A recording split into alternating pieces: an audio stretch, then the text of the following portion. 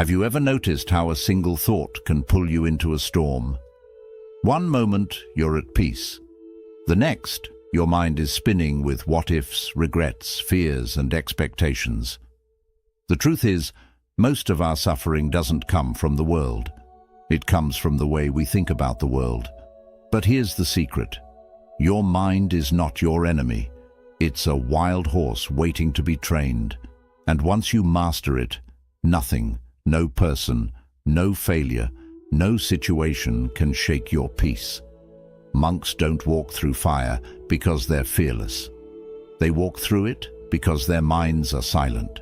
They've learned the art of focus, the strength of stillness, the calm that doesn't waver no matter what the world does around them.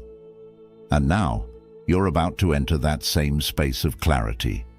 Not by running away from life, but by learning how to meet it with a mind that no longer trembles. 1. Your mind is the root. Calm it, and life follows. In Buddhism, everything begins with the mind. It's not just one part of who you are, it defines who you are. Your thoughts shape your emotions shape your actions, and your actions shape your life. The Buddha once said, "All that we are is the result of what we have thought." This means your reality is born from your mindset. If your thoughts are filled with worry, fear, or anger, your life will feel like a constant storm. But if your thoughts are grounded in peace, patience, and awareness, life becomes easier, even when things go wrong. Have you ever noticed how two people can go through the same difficult situation, yet one stays calm while the other falls apart? The difference is not what happened, it's how the mind responds. A restless mind will make small problems feel huge. It will exaggerate danger, create confusion, and keep you stuck in fear. But a calm mind can handle even the toughest situations with grace. When your inner world is still, the chaos of the outside world loses its power over you. That's why Buddhists don't try to control everything around them. They don't chase perfection in the world. They build peace within themselves. You cannot stop the waves of life, but you can learn how to surf. You can train your mind to respond wisely instead of reacting emotionally. The first step is awareness. Pause, breathe, feel your feet on the ground. Listen to your breath. These simple acts bring you back to the present moment where your power lives. Not in the future you worry about, not in the past you regret, but right here, right now. When you realize that you are not your thoughts, but the observer of those thoughts, you take back control. You stop letting your mind drag you into stories that don't serve you. You start choosing peace over panic, stillness over struggle. So don't spend your life trying to fix everything around you. Fix what's inside. Train your mind daily, just like you would train your body. With time and consistency, your inner calm will become unshakable.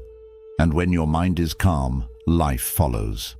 Even when there's noise outside, there's silence within. And that silence is your superpower. 2. Let go of what you can't control. One of the deepest sources of suffering in life comes from trying to control things that are simply not within our power. You try to control how others behave. You try to control the future. You stress over things that haven't even happened yet, or may never happen at all. And while your intentions may come from a place of care, this constant desire to manage every outcome leads to exhaustion, anxiety, and inner chaos. Buddhism teaches a core truth: impermanence. Everything in life changes. People come and go. Circumstances rise and fall. Even your emotions, your thoughts, your beliefs, they shift like the clouds in the sky. So when you cling to something as if it's permanent, you suffer. When you expect life to stay exactly the way you want it, you create unnecessary pain for yourself. You see, worry is often a sign that you're trying to grip life too tightly. It's your mind's way of saying, "I don't feel safe unless I'm in control." But the truth is, you never had full control to begin with. You can't control how someone feels about you. You can't control the outcome of every decision. You can't even fully control your own thoughts without awareness and training. What you can control is your reaction, your attitude, your inner balance. Letting go doesn't mean giving up. It doesn't mean becoming passive or careless. It means you stop trying to force life to match your expectations, and instead, you begin to flow with it. You learn to trust the rhythm of things. You plant your efforts, but release your grip on the outcome. Ask yourself this powerful question: is this within my control? If the answer is no, breathe and let it go. If the answer is yes, focus on what you can do, and then let the rest unfold. Imagine holding a rope that's burning your hand. The longer you hold on, the more it hurts. But the moment you let go, the pain begins to heal.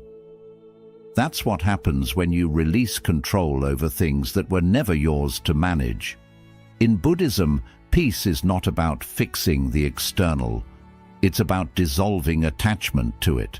So if someone wrongs you, let go of the need for revenge. If plans change, let go of the need for certainty. If life surprises you, let go of resistance. Because on the other side of letting go is freedom. And in that freedom, you'll find what worry could never give you: clarity, calm, and deep inner peace. 3. Practice presence. Most of the suffering in your life doesn't come from the present moment. It comes from your mind wandering away from it. You worry about what might go wrong tomorrow. You replay things you wish you could change from yesterday. And in doing so, you miss the only place where peace can truly exist: right now. Buddhism teaches that the present moment is the only reality. The past is gone. The future hasn't arrived. The only time you can breathe, act, think, grow, or feel is now. But because our minds are constantly distracted, jumping from thought to thought like a restless monkey, we rarely experience this moment fully. Think about how often you eat while scrolling on your phone, walk without noticing the ground beneath your feet, or listen to someone speak while already planning your response. We're physically present, but mentally elsewhere. This disconnection creates anxiety, tension, and a feeling that life is always slipping through our fingers. When you learn to anchor your awareness in the present, something shifts. You stop resisting life, and you start experiencing it. You begin to notice the taste of your food, the warmth of the sun, the sound of the breeze, the way your breath rises and falls. Even ordinary moments become beautiful when you're fully there to witness them. Presence is not about making the moment perfect. It's about being awake to it as it is. If you're sad, be present with the sadness. If you're joyful, savor that joy. If you're in pain, bring your attention gently to that pain, without judgment. The goal is not to escape the moment, but to enter it more deeply. Mindfulness meditation is one way Buddhists cultivate this presence, but you don't need a cushion or a quiet room to practice. Every moment is an opportunity. Washing the dishes can become a meditation. Walking to your car, drinking tea, breathing. The key is awareness, bringing your full attention to what is. And here's the secret. The present moment is rarely as overwhelming as your thoughts about it. When you stop imagining all the what-ifs and regrets, you'll find that this moment, just as it is manageable, even peaceful. When your mind stays in the now, it stops chasing problems that haven't happened and grieving things that no longer exist. You become grounded, steady, unshakable. So slow down, breathe, come back to where your life is actually happening, not in the mind, but in this breath, this step, this heartbeat, because this moment is your life. And when you give it your full attention, it gives you peace in return. 4. Observe. Don't absorb. Detach from the drama. One of the greatest skills you can ever develop for inner peace is the ability to observe without absorbing. In Buddhism, the mind is often compared to a clear lake. Every thought, emotion, or situation that enters it is like a ripple on the surface. But the lake itself, its essence, remains still and unshaken at its depth. The problem is, most of us never learn how to simply watch the ripples. We jump into them, identify with them, and let them carry us away. Every day life throws noise at you. Someone says something rude, you get a disappointing message, plans fall apart, and instantly your mind reacts. Why did this happen? What did they mean by that? I'm angry, I'm hurt, I'm offended. Without realizing it, you become the thought, you become the emotion. You absorb it, carry it, and suffer under its weight. But what if you didn't have to? Buddhism teaches you that you are not your thoughts. You are not your emotions. You are the awareness behind them. Just because a thought appears in your mind doesn't make it true. Just because you feel angry doesn't mean you need to act on it. You can witness it, breathe through it, let it pass like a cloud in the sky. This is not suppression. You're not denying your emotions. You're honoring them by giving them space, but not power. Think of your mind like a room with many guests. Some are loud, some are calm, some bring joy, others bring pain. You are not those guests. You are the host. You can choose which ones to interact with, which ones to thank and release, and which ones you simply let pass through. This practice is called non-attachment. It means learning to notice your thoughts without clinging to them. When you get good at this, your emotional reactions stop owning you. Someone may try to start drama, but you don't absorb it.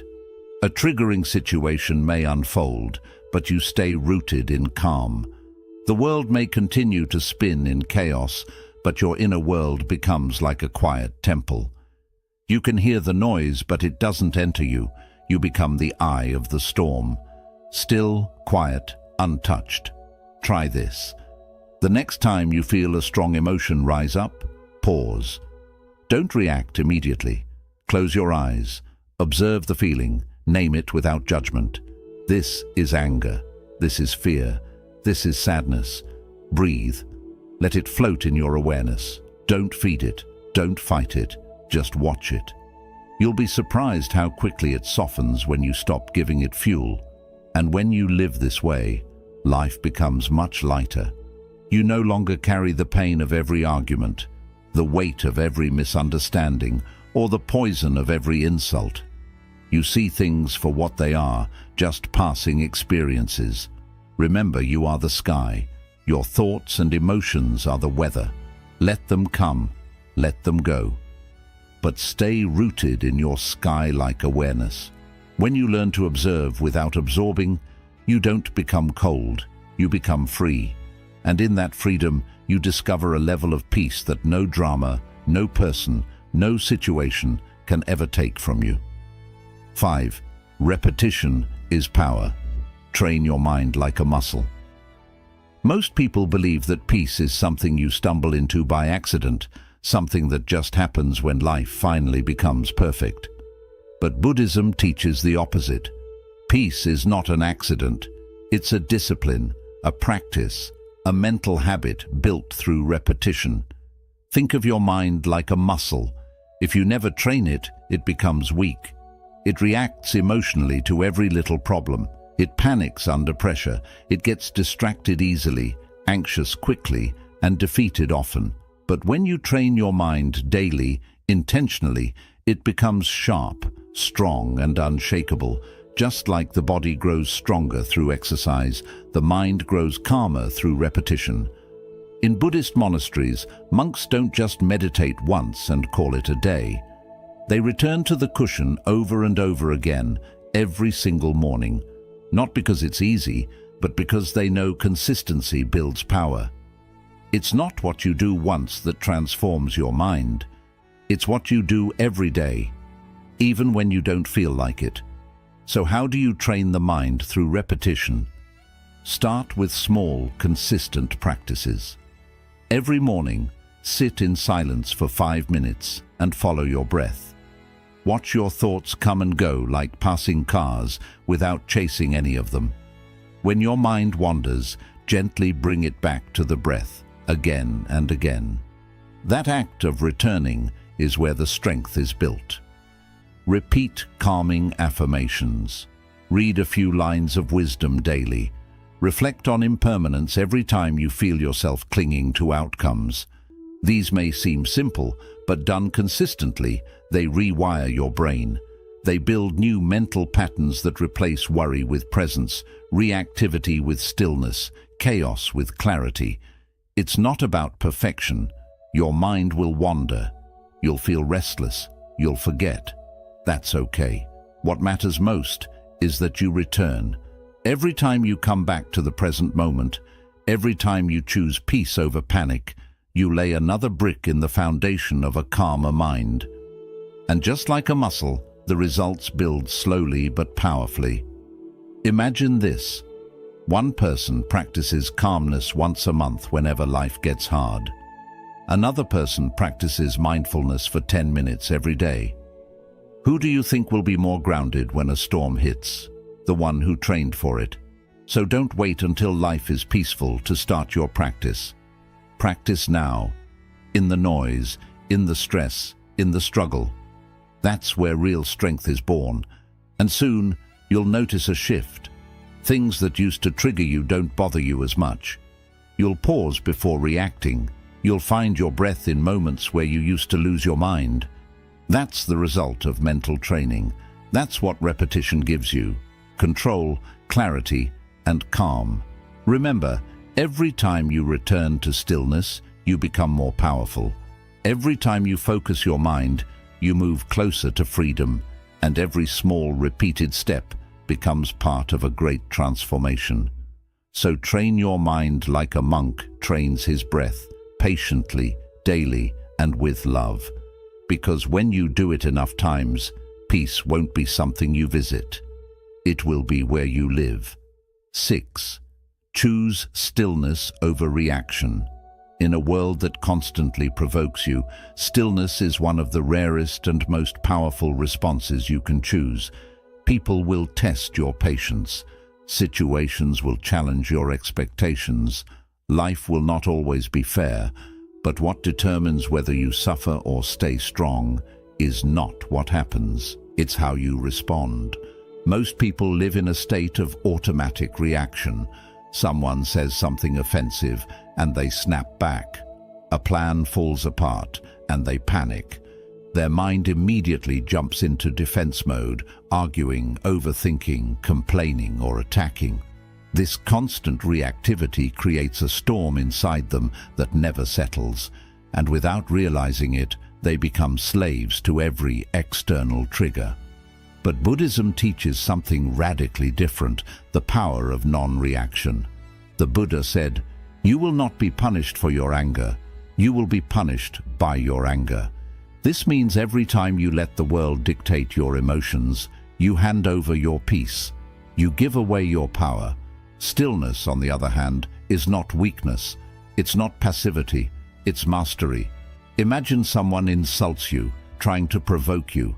Your ego wants to fight back, to prove yourself, to win the moment. But instead, you pause. You take a breath. You observe your inner reaction without feeding it. You choose not to respond, not because you're afraid, but because you're above it. That stillness shakes people more than anger ever could. Because when you're calm, you're unpredictable, you're unshakable. You become the one who holds the power, not by force, but by self-control. And stillness isn't just about staying silent in conflict. It's a way of moving through life. Stillness is walking away from drama instead of fueling it. Stillness is listening to understand instead of speaking to defend. Stillness is taking a deep breath before reacting to bad news. Stillness is sitting with your discomfort instead of escaping it through distraction. Stillness is allowing things to unfold without trying to force them. But how do you choose stillness in a world that rewards loud reactions? You train for it. Like a warrior sharpens his sword, you sharpen your awareness. Through daily meditation, mindful breathing and reflection, you build the space between stimulus and response. In that space lies your true freedom, the ability to respond with wisdom instead of reflex. Here's the truth. You don't need to attend every argument you're invited to. You don't need to fix every misunderstanding. You don't need to explain yourself to people committed to misunderstanding you. When you've found peace within, their chaos can no longer pull you out. Stillness is not the absence of emotion, it's the control of it.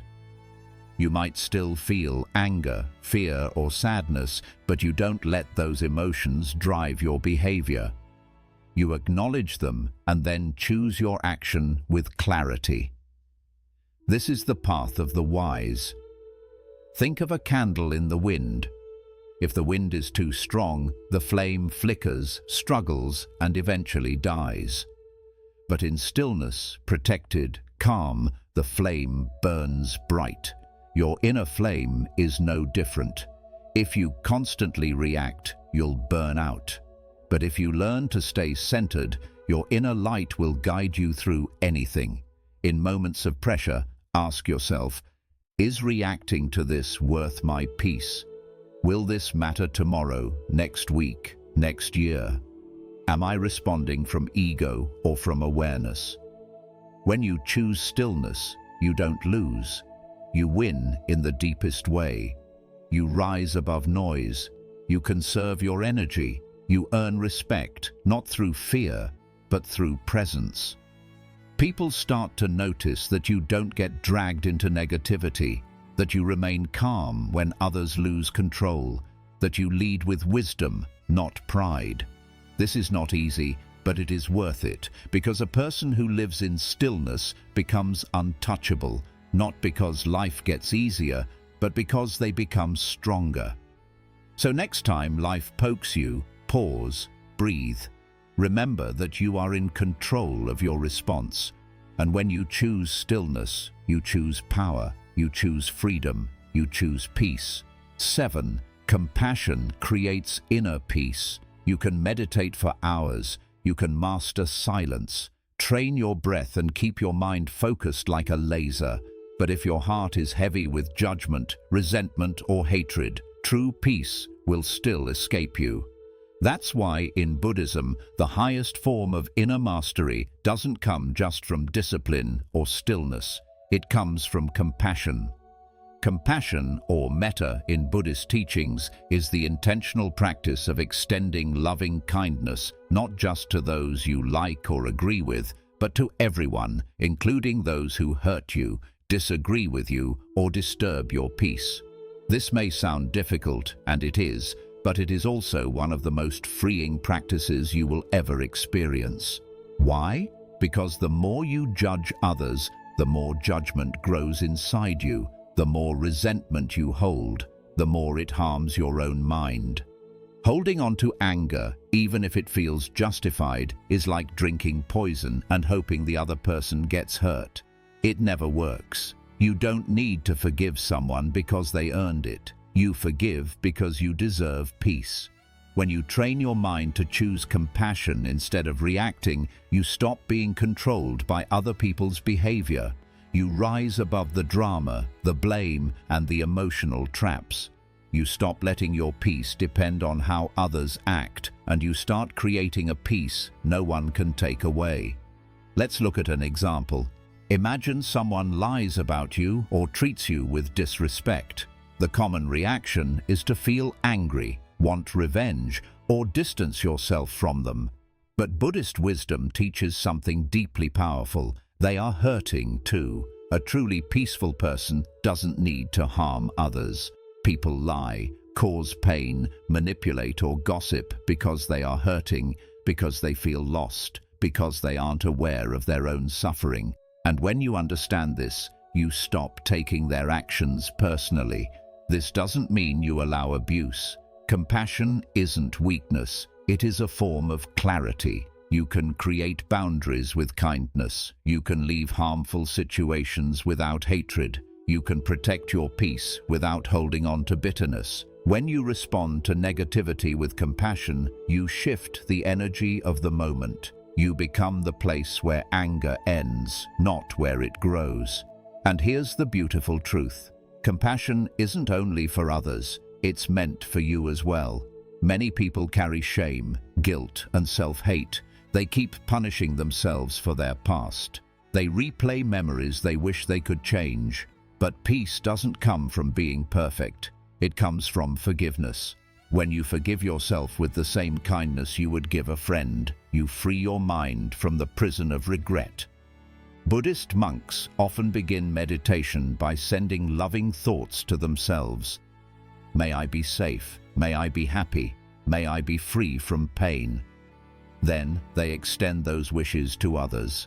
May all beings be happy, may all beings be free from pain, even those who have hurt me. This isn't imagination. It's training the heart to stay open in a world that often tries to close it. And here's the shift.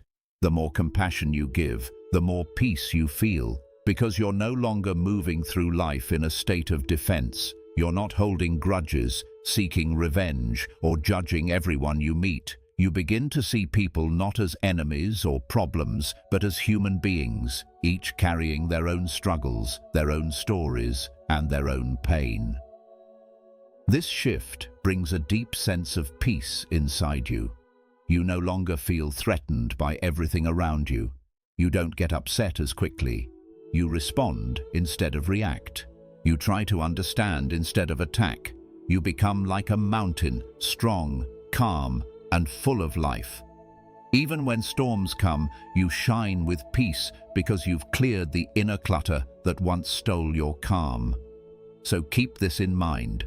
No meditation, no philosophy, and no spiritual path is complete without compassion. It's the bridge between your mind and your heart. It's the root of true wisdom. And it's the power that makes inner peace a way of living, not just for you, but for everyone you meet. Choose compassion, not because it's easy, but because it sets you free, because it breaks the cycle of suffering, because it helps you love without fear and live without hate. In a world full of noise and separation, be the one who brings warmth. Be someone who understands. Be someone who chooses love, even when it's difficult. Because when you do, you'll find the highest kind of strength, a peaceful heart. Your mind is the most powerful tool you'll ever have. It can be your worst enemy or your best friend. And the difference depends on how you train it. Buddhist wisdom doesn't promise a life without challenges. It doesn't say the world will calm down just because you meditate, but it does teach you how to stay calm in a world that often isn't. Through these 7 lessons, quieting your mind, letting go of control, staying present, watching without taking in negativity, repeating habits that bring peace, choosing stillness and living with compassion, you slowly build a mind that stays steady, a mind that doesn't panic when tested, a mind that doesn't get lost in chaos, a mind that becomes a light, not just for you, but for those around you. So don't stress, don't hurry, don't let the world pull you away from your center. Breathe, stay focused, come back to this moment, and remember, peace isn't found in perfect situations.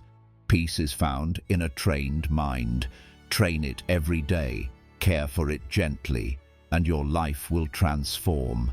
Not because the world changed, but because you did. Thank you for watching.